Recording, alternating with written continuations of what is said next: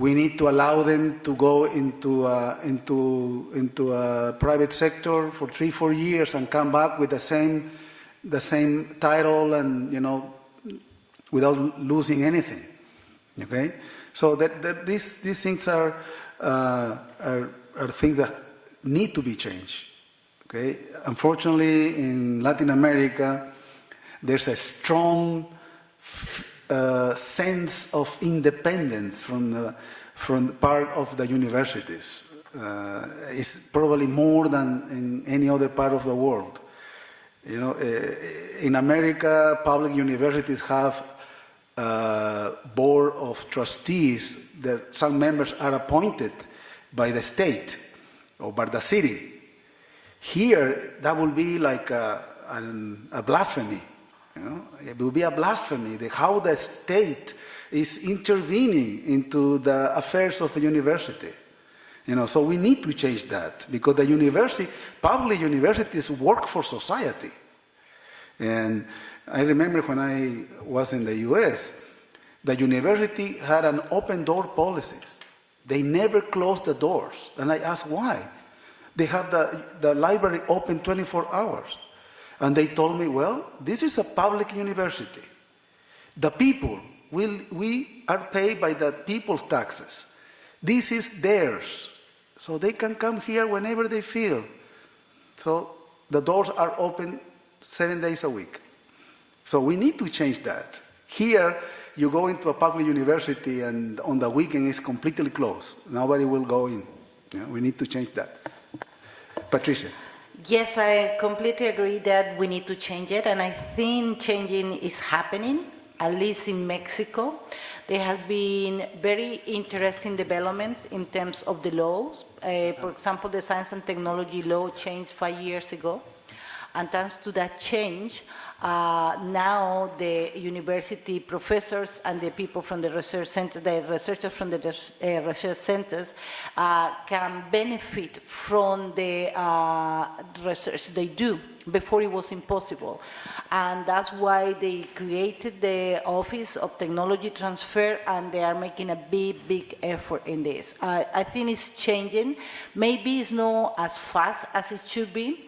But for me, the most difficult part, because the policy is there, you can change the policy, that's almost easy, quickly. How we change the conscience, how we change the researchers, especially the old people that are, set in their own ways, and also because we have educated them and we continue educating them in the old ways. And I think that is something that we need to discuss. I mean, as you say, it's our responsibility. And it's very interesting because everybody talks about corporate social responsibility and nobody talks about research responsibility, social responsibility. Yeah.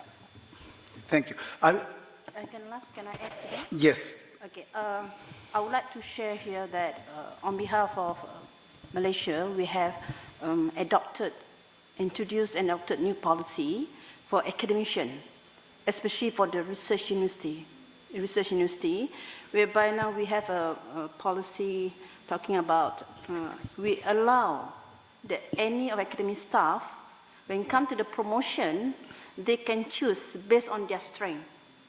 Okay, so like if they're very good in teaching, so when it comes to the promotion, they can go for the teaching criteria for their promotion. Oh. And if they think that that particular year they are very good in consultancy, because that 2-3 years they managed to secure a very good project. So when it comes to a promotion to become a professor or associate professor, they choose to become to go for the criteria for the consultancy and professional.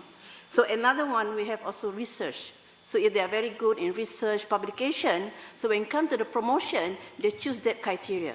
So we have that. We have all the criteria. We have everything. If any of the members would like to share that, we have the blueprint. We are welcome, any of them, to share with us. But the only one criteria that the academician cannot choose, that is, we have another, we call it a career progression, that is management. So the management, we leave it to the top management to decide. That means those are the dean going to apply for the to become the leadership for the promotion. But the rest 3 career progression upon to any academician. So good thing about it, we don't have put the limit, at least 2 years. After 2 or 3 years, if they think that they meet all the criteria, they can go to the promotion as fast as they can. So due to that, we can see now a lot of young academicians, they become a professor because we are a research university. So we have to look at more on the innovation, creativity, and commercialization. So we have the policy and we have the blueprint. If any of the members would like to share, we can share that policy. Yeah. Well, thank you. That's a good point. Can I just add to that? Go ahead. I wanted to ask somebody from Chile something, but go ahead, please. Okay. Go ahead. It's a new policy. Established 3 years ago and been adopted. But we leave it to each of this is at the ministry level, but we open up to the end because we have 5 research universities, so it all depends on readiness of each university. So far we've got 2 or 3 universities have ready and they have opted this system. Okay, so UPM is one of those who will be the early starters to adopt that promotional. So we basically have 4 tracks. These happened because of the KPIs that were imposed for promotion. So one of them was commercialization. And as I've mentioned before, not everybody wants to be involved in commercialization. There are people in social sciences who are just not interested at all. So if you put such a high criteria, that means it's unfair. You know, there are some people who spend a lot of time working with indigenous people in Malaysia. There are some people who help homeless people, those who work with the community, not related to commercialization. So they get penalized because it doesn't come under their KPI. So because of that, 3 years ago, there was a lot of grouses, and the ministry has come up with 4 tracks. All 4 tracks, you must have a minimum of 30% of teaching. Teaching is a must. Everybody must teach because you're a researcher, but you're also a lecturer.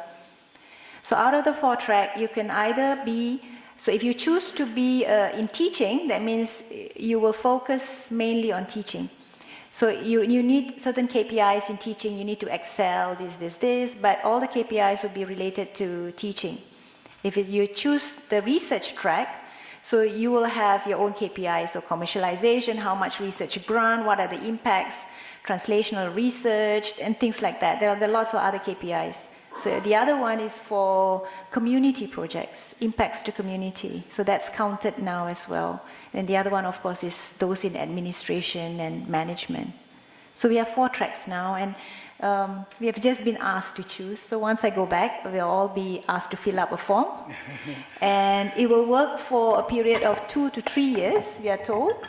If you're not happy being a lecturer and you're a teacher, the teaching track, after 3 years, then you stuck with it for 3 years, and you can change after 3 years. Well, that's something that we should copy here in Peru. Okay, in Peru we just had a new law, a university law, 4 years ago. That for the first time in our system, now people have the mandate to do research at universities. Okay, but it's written down. You have to do research. Okay, and it's a little bit late. 200 years later than the von Humboldt University in Berlin. Okay, who was founded in 1810 with a mandate to do research. That was the first university in the world with a mandate to do research. But, however, I think we lost a good opportunity to incorporate what most people are calling the 3rd role of universities. Now we're talking about 3 roles: teaching, research, and improve the economic development of the surrounding, the context, the region where this university is. And however, it's not in the books yet. But okay, but I wanted to ask people from Chile. I just heard that Chile has developed their own grape variety. And I wanted to know how it was done. What kind of policy instruments were put in place for the developing of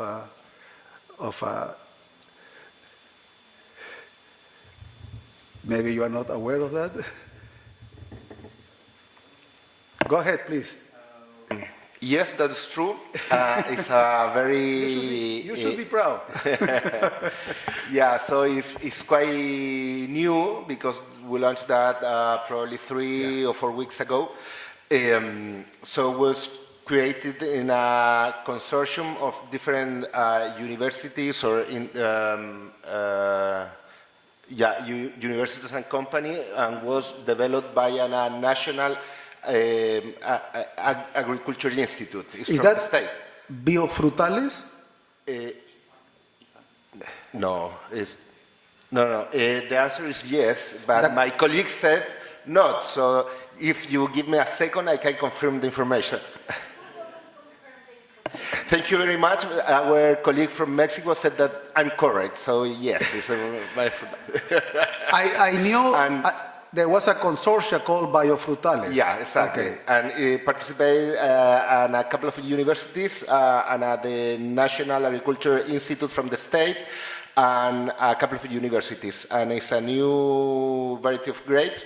It's the first one, so we're very happy for that. Yeah. Well, they were giving... and was supported by the government as well through Corfo. Yes. And it took several years. Yes, I know. I was just... I know a little bit about how this was done, but I wanted just to tell it that they received a $10 million grant for 10 years, and, because that's what it takes to get a new variety. Okay, and very good.